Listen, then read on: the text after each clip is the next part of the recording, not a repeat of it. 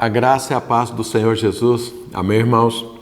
Eu quero responder agora uma dúvida que ela é recorrente na vida de quase todos os cristãos. E a dúvida é, quando você aceita Jesus, algo novo acontece, aquela alegria, não sei mais o que e tudo, mas daí a pouco você começa a ter algumas experiências que aparentemente elas são amargas na vida cristã. E aí começa o desabor, começa às vezes o diabo colocar desconfiança. É isso mesmo? É dessa forma? Olha o que aconteceu, seu casamento, olha sua vida profissional, olha sua prosperidade, olha seus relacionamentos. E aí começa a colocar dúvidas, porque fica parecendo que a vida assim é meio amarga.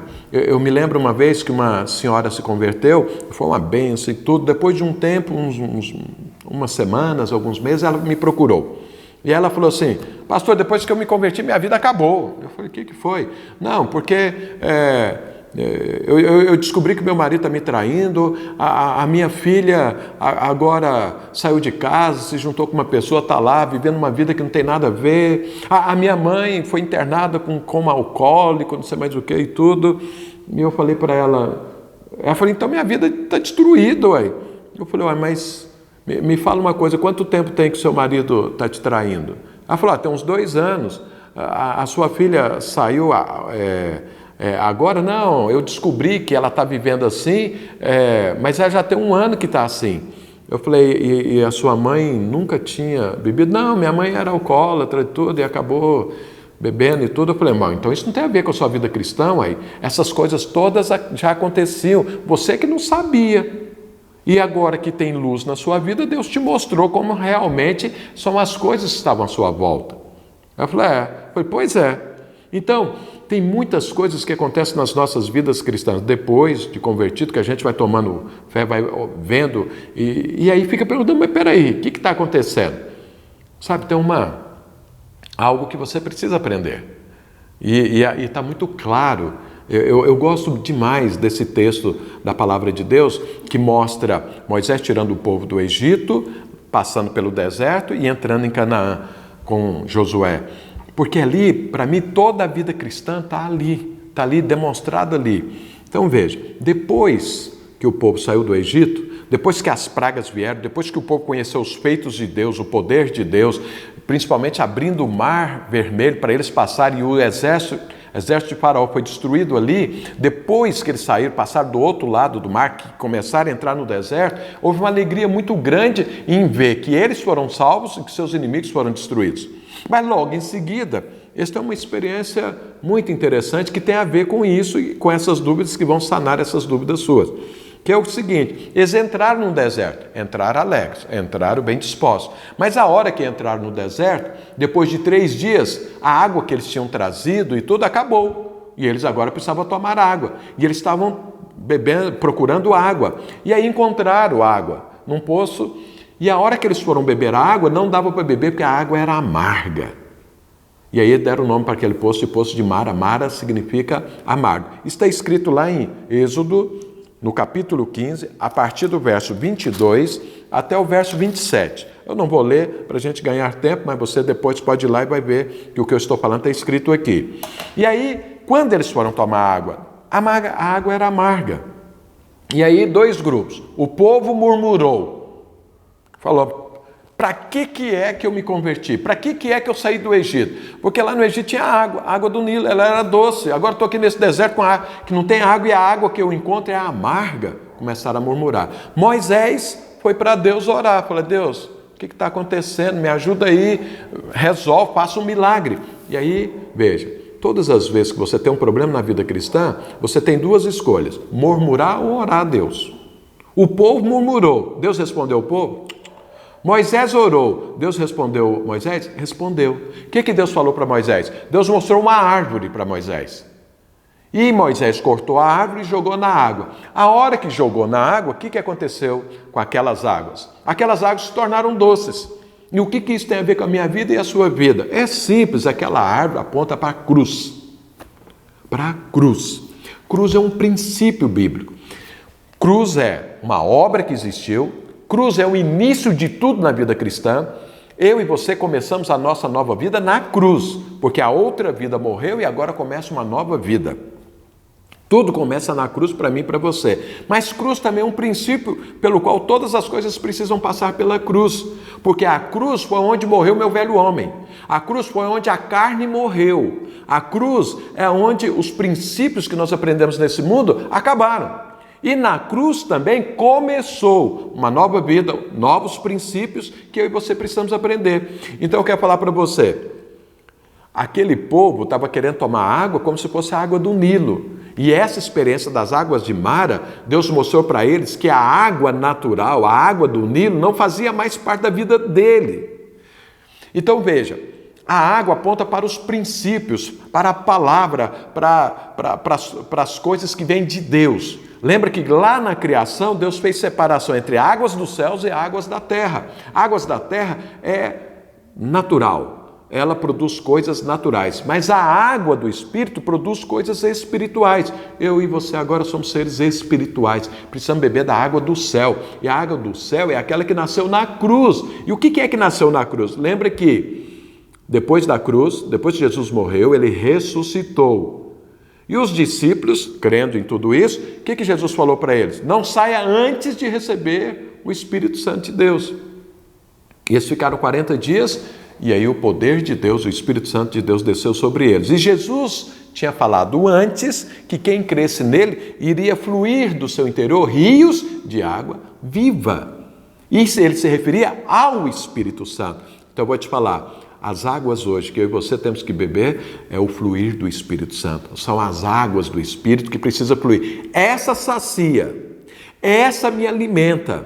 Mas a água do Nilo, essa se torna amarga. Então, vamos trazer isso para o nosso dia a dia.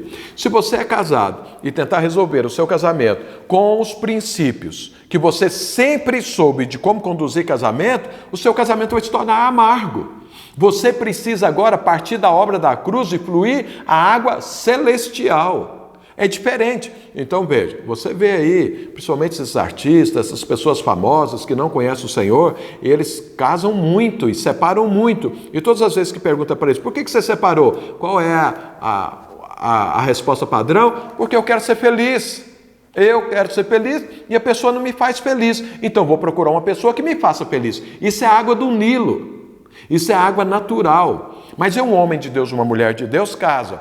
Se eles querem ser felizes dentro do casamento e busca que o outro satisfaça, esse casamento vai ser amargo, porque isso é água natural, isso é água do Nilo. Aí fala, mas como que faz? Toma a água do Espírito Santo, toma a água dos princípios da palavra de Deus. Como que é então que um casamento deve ser resolvido? Um casamento deve ser resolvido com outro princípio dos céus, que é, eu vim para servir. Não foi isso que o Senhor falou e disse que nós temos que fazer? Então case para servir o seu cônjuge, não para que ele te faça feliz. Porque você servindo ele, você vai ser feliz. E ele te servindo, ele vai ser feliz. É o inverso. São outras águas, são outras formas de viver a vida cristã. Todas as vezes que você tentar viver a vida cristã da forma natural, vai ser um amargor na sua vida. Vai ser algo que não vai te satisfazer. Foi isso que Deus ensinou. A primeira coisa que Deus ensinou para aquele povo, depois que eles passaram o Mar Vermelho, foi: tudo agora você vai depender da água viva. Você vai precisar tomar uma água que nasceu na cruz, não uma água natural. A água de Mara lá natural era amargura para o povo de Deus, mas a hora que pôs a cruz, agora se tornou doce. Ou seja, quando eu bebo a água que flui do Espírito, essa me sacia, essa é doce, essa funciona na minha vida. A natural amarga a minha vida. Jesus falou algo muito interessante. Se alguém te bater de um lado, dá o outro. O que o mundo fala? Quando alguém pisar no seu pé, pisa no pé dele também. Responsabiliza ele, processa ele, vai contra ele. Jesus falou, não, faz o contrário, dá o outro lado. Então, olha, aqui você tem a água do Nilo, que é reagir contra a pessoa, e você tem a água que passou pela cruz, que é o quê? Perdoar. Perdoar. Fala, olha, não tem nenhum problema. Porque o que Jesus ensinou nessa passagem é perdoar. Falou, perdoa. Mas eu sou a vítima, eu ainda tenho que perdoar. É a vítima que perdoa, sabe? Porque o remédio é para você, não é para o outro. O outro, deixa o outro. Mais cedo ou mais tarde, Deus vai resolver o problema dele. Agora, o problema é seu. Quando você não perdoa, a sua vida vira uma amargura. Todas as pessoas que não perdoam são ressentidas, são amarguradas, porque elas estão tomando a água natural. Mas você precisa beber da água dos céus. E a água dos céus fala, perdoa. E aí agora a sua vida fica alegre. Mesmo você sendo vítima de algo ruim, você vive em alegria. Então, entendeu? A cruz, que o perdão está lá na cruz. A cruz é o maior exemplo de perdão, de amor divino. Deus nos perdoou na cruz, no sacrifício da cruz. Então, tudo na minha vida tem que partir da cruz. Tudo vai precisar que a árvore seja jogada, a cruz seja colocada. Porque quando a cruz é colocada, as coisas mudam completamente e elas me abençoam. Entendeu, irmãos? Eu quero que você entenda isso, porque a sua vida vai deixar de ser uma amargura e vai ser uma alegria, desde que a cruz seja colocada. E o que aconteceu com o povo lá no deserto? Assim que passou e pôs a cruz, pôs a árvore, a água se tornou doce, e eles agora foram encaminhados e eles acharam 12 fontes de água.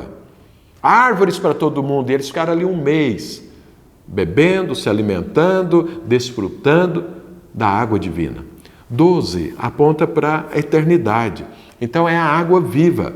Você sabe que lá no céu tem um rio de água viva. Um rio onde a árvore da vida está plantada do lado dele e que dá fruto e que dá tudo. Então veja, isso quando você põe a cruz, você entra numa abundância de água que te sacia completamente.